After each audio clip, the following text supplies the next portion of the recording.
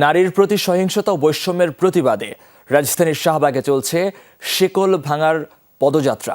সেখানে আছেন আমাদের সহকর্মী অলক হাসান, যাচ্ছি তার কাছে।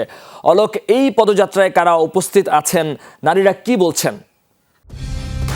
কালার এক্সপার্ট, জর্জ স্যাপ এবং মাইল্ড অন হ্যান্ডস টেকনোলজি সমৃদ্ধ অরিক্স ক্রিস্টাল ওয়াশ আপনার লন্ড্রি এক্সপার্ট। মধু, আপনি দেখতেই পাচ্ছেন পিছনে যে এর মধ্যে কিন্তু পদযাত্রা শুরু হয়ে গেছে।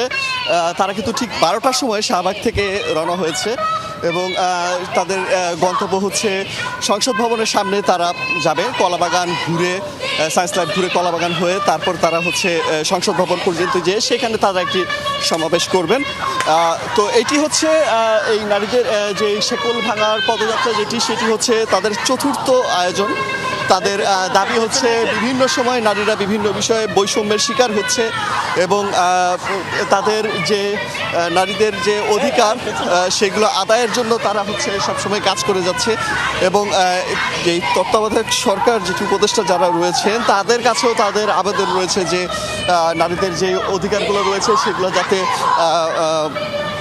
তাদের বেশ কিছু দাবিও রয়েছে এখানে।